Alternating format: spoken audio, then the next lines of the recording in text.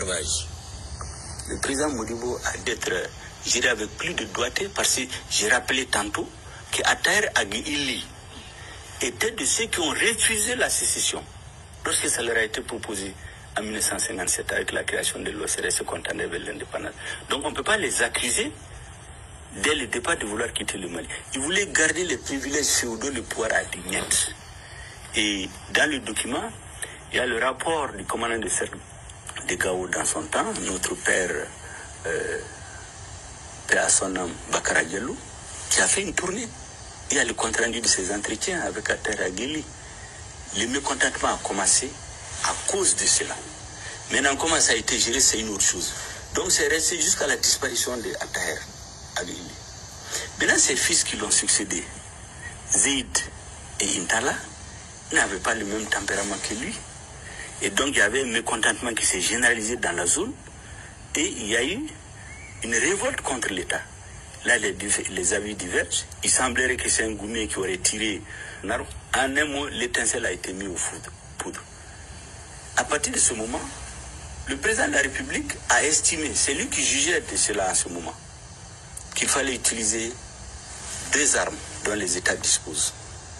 La force légitime de l'État et la diplomatie qui n'est que, d'après un penseur, la prolongation de la guerre par d'autres moyens.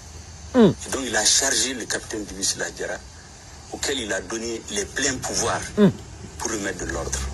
En même temps, il travaillait pour qu'autour du Mali, le Niger, l'Algérie, le Maroc, que tous ces pays s'allient au Mali pour barrer la route à la rébellion. Et c'est ce qui s'est passé. La rébellion a été circonscrite. Maintenant, je reviendrai plus tard. Quand cette rébellion a été circonscrite, il y a des vérités aussi qu'on doit dire. Parce qu'on ne peut pas nous réconcilier quand on ne dit pas certaines choses. Dans le processus de rétablissement de l'État dans la région de Kidal, dans l'Agdad, il y a eu des abus contre les populations. Si on ne le dit pas, ça aussi, on n'est pas véridique. On en a parlé dans le livre. Il y a eu des exécutions sommaires. Il y a eu beaucoup d'orphelins. Il y a eu des gens qui ont été tués, qui ont été pris comme ça. Vous savez que chez le Touareg, quand vous lui enlevez le turban en public, c'est la plus grande humiliation que vous pouvez lui faire subir. On amenait des chefs de tribu. On enlevait leurs turbans. On les rasait. On les faisait arrêter au soleil toute la journée. On les fusillait vers le soir. On obligeait les populations à applaudir. Il y a des jeunes dont les pères ont été exécutés comme ça. Ils ont vu ça. Dans la rébellion aujourd'hui, l'un des animateurs de la rébellion, le colonel Agnazim, on a fusillé son père devant lui, il avait 9 ans. Peut-être qu'il est aujourd'hui animé par la vengeance. Mais il y a des gens qui ont aussi se mettre au-dessus. Ils ont compris ce qu'un État. Il y a un homme auquel moi je voudrais rendre hommage aujourd'hui, c'est Mohamed Aguishlash, le gouverneur de Kidal. Son père a été tué aussi. Il y a des hommes qui ont perdu des parents pendant la rébellion des années 92. Le premier, c'est Agamani.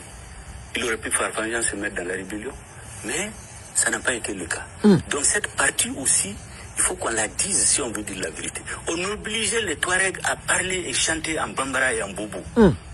Celui qui refuse, on l'exécute. La troupe de Kidal est obligée. Donc on est sur les quand on fait Jamala Nyafanyana, mon kera Mali Konala.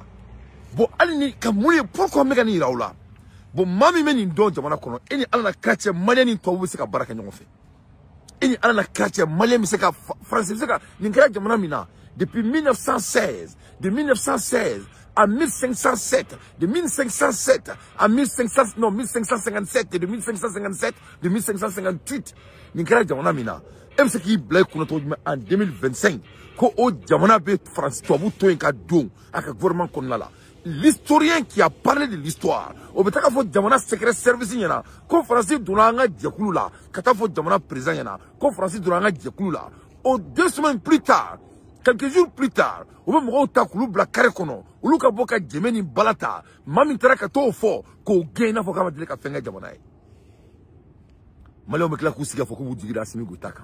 Mais il faut être bête pour ne pas pouvoir lire entre les lignes. Est-ce qu'il va Sogel Gana Togomina? Vous vous souvenez? Parce qu'il y a tout ça, tout ça, il y a un bœuf. Sosolin tout, Sengani, Courantega, il y a un bœuf d'Atoulan Tuakono.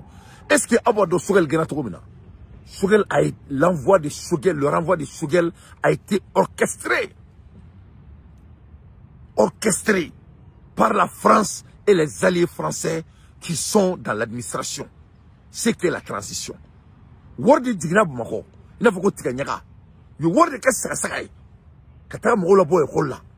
Pour essayer d'avoir de l'alibi pour se débarrasser de ces historiens. Donc, il y a un donc faux, ko jamana tambulu tuguni. Il y a un donc faux, ni ala ils sont akila.